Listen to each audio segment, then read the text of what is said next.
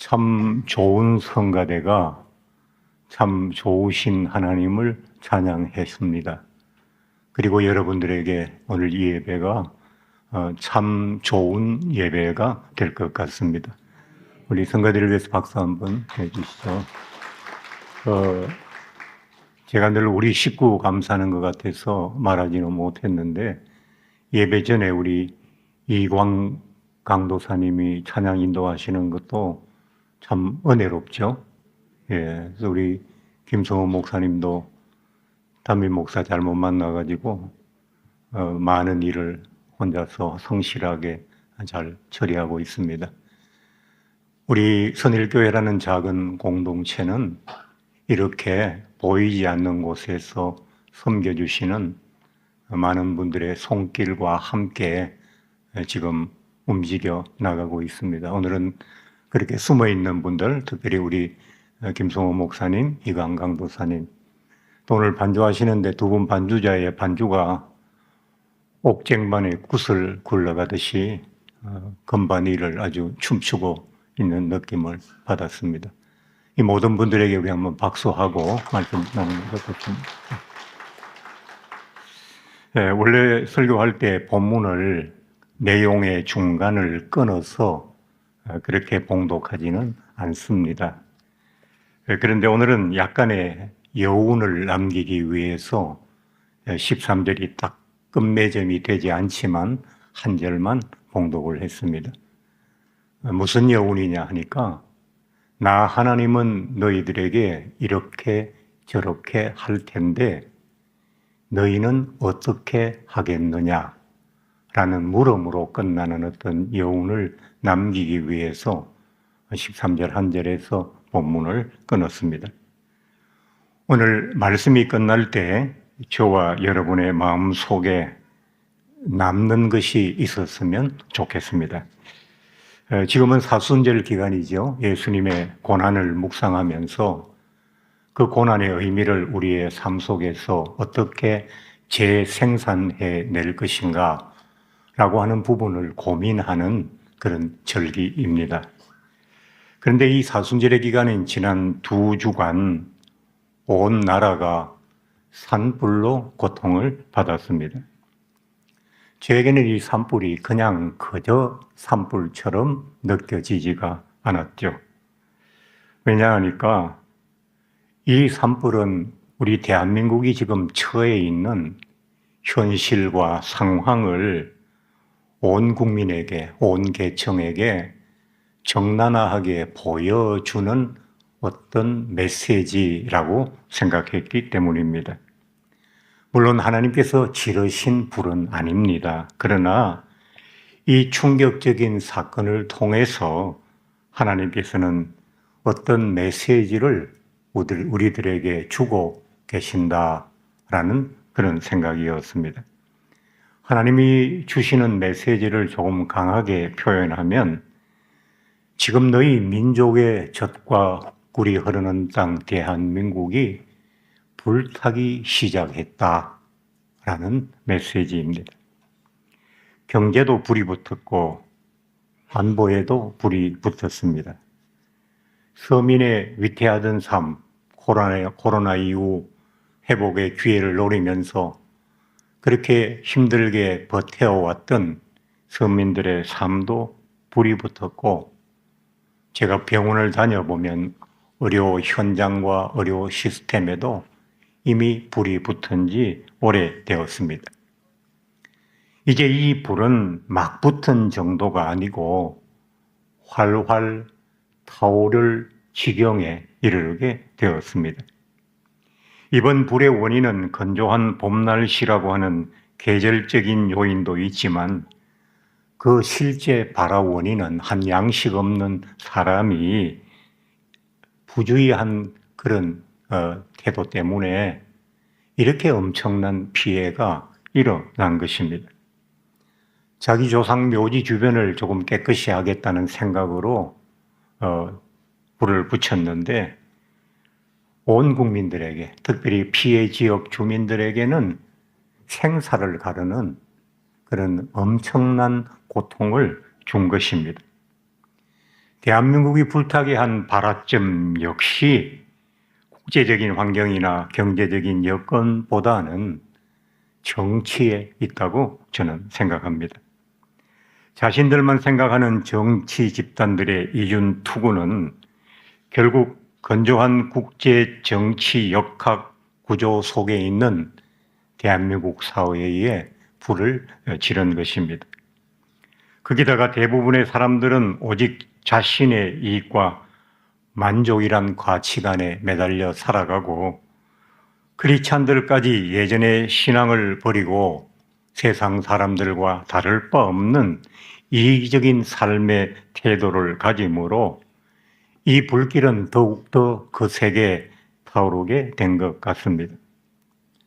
평생을 피땀 흘려 마련한 집 보금자리가 하루아침에 불타 사그러지듯이 지난날 2세대 넘게 우리의 온갖 것을 다 바쳐서 이룩한 대한민국이 그 대한민국의 모든 것이 불길에 사그러질 위험에 처해 있습니다. 이럴 때 우리 크리스찬들은 어떻게 해야 할 것인가? 라는 부분, 오늘 여러분과 이야기를 나누고 싶습니다. 거기에 답을 줄 수 있는 본문이 오늘 본문인데요.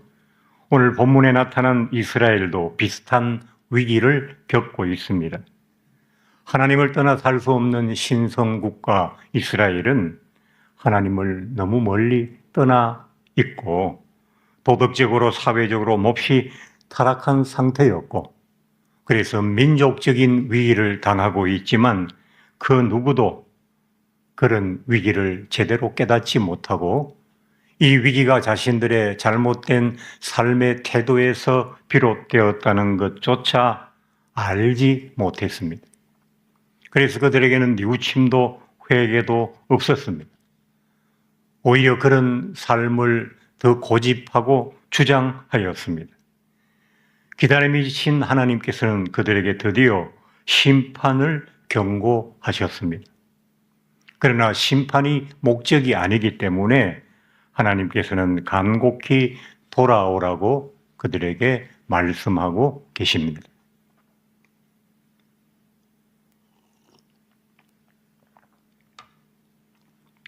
너희는 옷을 찢지 말고 마음을 찢고 너희 하나님 여호와께로 돌아올지어다. 그는 은혜로우시며 자비로우시며 노하기를 더디하시며 인애가 크시사 뜻을 돌이켜 재앙을 내리지 아니하시나니. 나는 그런 하나님이다. 너희는 어떻게 할래? 지금 그때 이스라엘에게, 오늘의 대한민국의 크리스찬들에게 하나님께서 물음을 던지고 계신 것입니다. 그런데 오늘 본문 중에 약간 특이한 표현이 있습니다. 너희는 옷을 찢지 말고 마음을 찢고 라는 부분입니다. 제가 한번 살펴보니까 제 원고들을 돌이켜보니까 지난해 사순절에는 옥합을 깨트린 여인에 대해서 설교를 했더라고요. 그때 그 사순절 설교의 핵심은 깨트림이었습니다. 우리가 깨트려야 된다, 막 그런 이야기였죠. 근데 금년 말씀의 핵심은 찢음입니다. 찢어야 한다는 이야기입니다.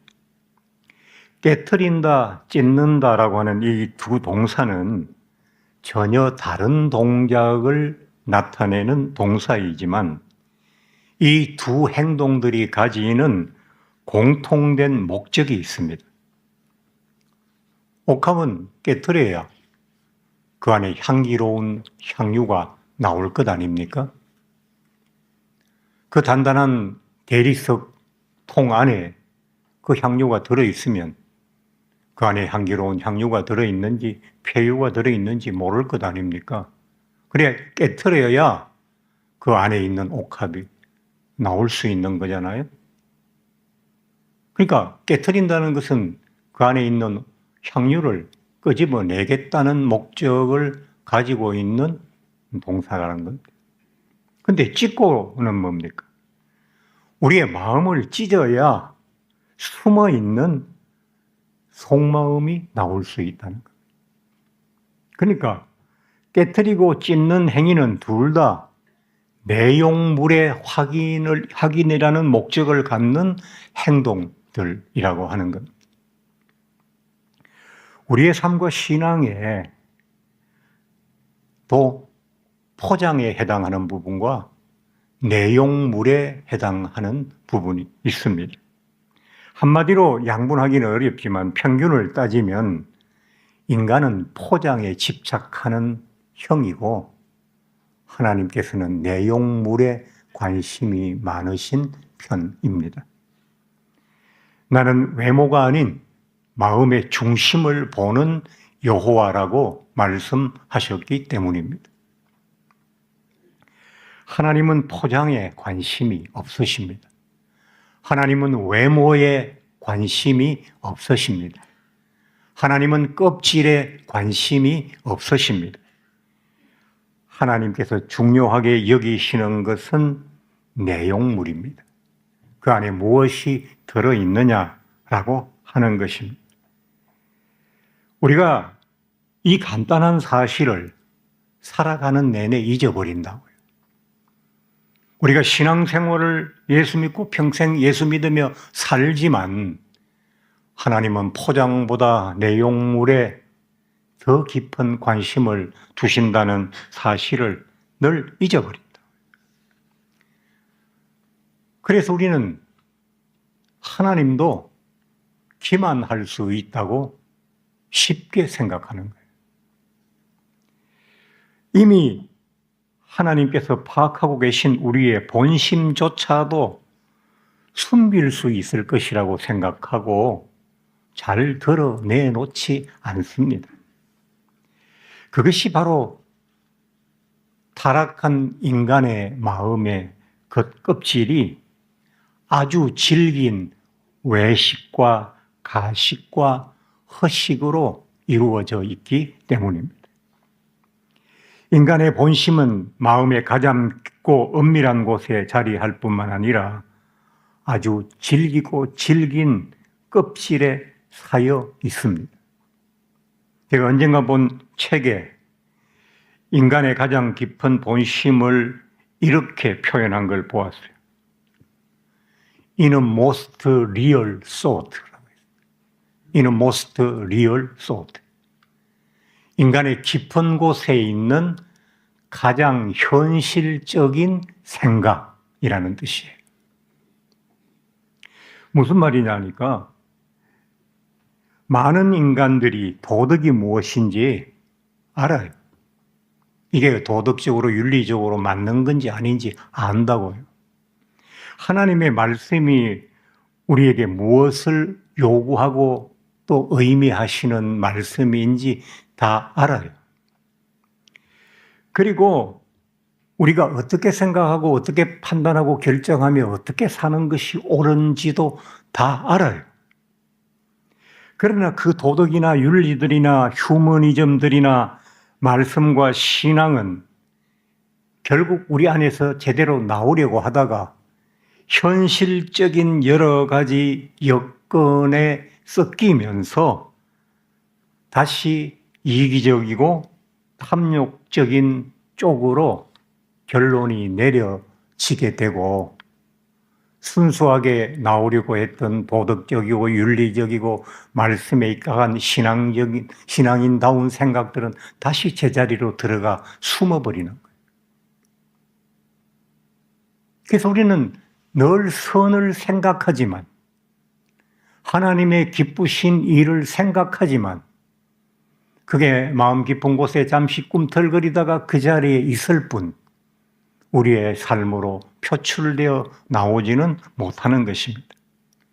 이것이 인간의 한계이고 이것이 인간의 모순이며 이것 때문에 인간이 타락했다고 말하는 것입니다. 유대인들은 회개할 때 자신의 옷을 찢는 격렬한 행동을 합니다. 왜 그러냐 하니까 내가 지금 하고 있는 회개가 얼마나 진실하고 진지하고 최선을 다하는 회개인지를 지켜보는 많은 사람들 앞에 보여주고자 하는 의도 때문입니다. 그래서 그들의 회개는 되게 요란합니다. 조용히 골방에서 자신의 삶을 반추하면서 생각해 나가고 고쳐 나가기 위해 하나님의 도우심을 구하는 것이 아니라 사람들이 많은 기도의 광장에 나와서 광란의 몸짓으로 진실하지 못한 회개를 신실한 것처럼 꾸며가고 있는 겁니다. 그래서 지금 하나님께 회개하고 있다고 옷을 찢고 눈물을 흘리면서도 자기의 가장 깊은 곳에 자리한 가장 현실적이고 계산된 이기적인 속마음을 찢을 생각은 전혀 없는 것입니다. 그래서 하나님께서 옷을 찢지 말고 네 마음을 찢어라 라고 말씀하고 계신 것입니다. 회개는 뉘우침이 아닙니다. 뉘우침이 필요하지만 뉘우치기만 하면 그건 회개가 아니라고. 회개는 내가 얼마나 감정적으로 후회하고 슬퍼하고 그래서 뉘우치고 있는지를 보여주는 것이 아니라 그것들을 다 지나쳐서 실제 삶 속에서 변화를 나타내는 것이 회개인 겁니다.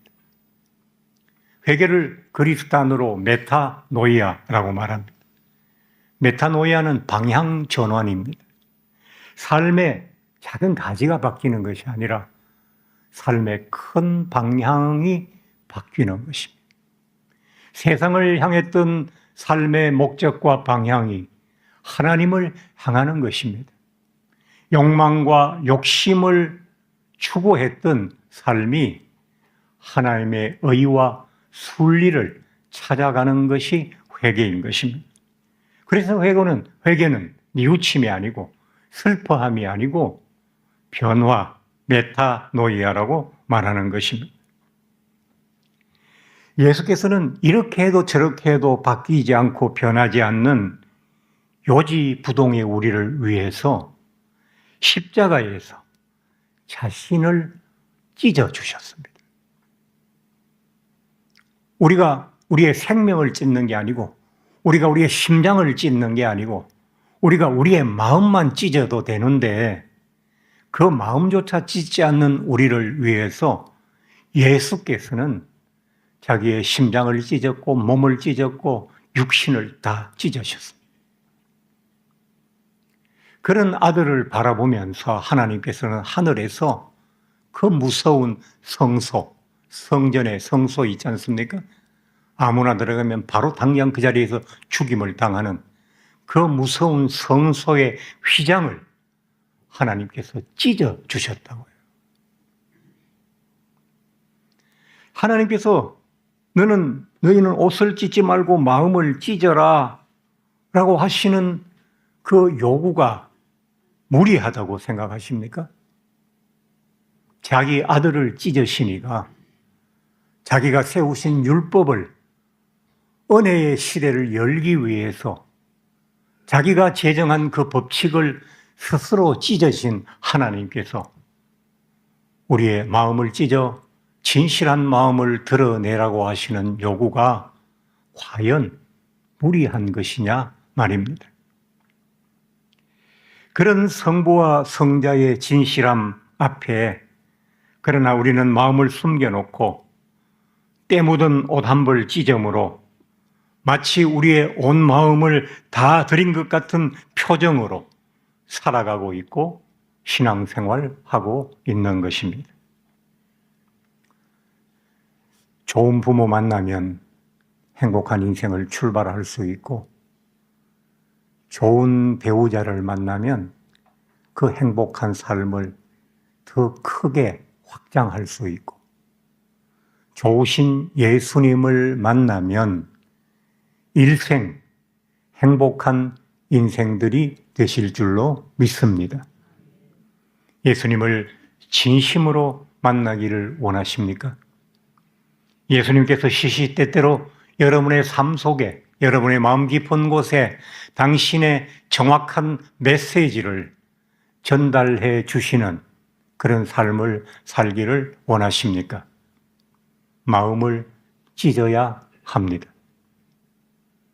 내가 내 마음의 질긴 겁질을 찢어서 내어놓지 않으면 예수께서 내 안에 들어오실 수 없고, 예수께서 들어오지 않은 인생이 예수를 제대로 만나기는 어렵습니다. 그래서 우리는 마음을 찢어야 합니다. 잘 될는지 모르겠지만 이번 남은 사순절 기간 동안에 우리의 마음을 찢어서 부활하실 주님께 예물로 드렸으면 좋겠습니다. 신앙생활은 마음을 찢는 것입니다. 세상에서는 함부로 내어놓기에 위험하고 불편한 나의 속마음을, 그러나 하나님 앞에서는 편안히 내어놓을 수 있어야 제대로 된 신앙생활입니다. 본심을 내어놓아야 병든 마음 치료받을 수 있고, 불안한 마음 평안과 안식을 얻을 수 있고, 행복한 준비를 할 수 있게 되기 때문입니다. 오늘 예배에 나오신 여러분들께서도 여러분의 마음을 이미 찢으신 분도 많이 계시겠죠? 그러나 마음을 찢어서 여러분 속으로 들어오시기를 원하시는 주 예수 그리스도를 예배가 아니라 의식이 아니라 여러분의 마음 속에서 이루셨으면 좋겠습니다. 그런 여러분들이 되시기를 주 예수 그리스도의 이름으로 축원합니다.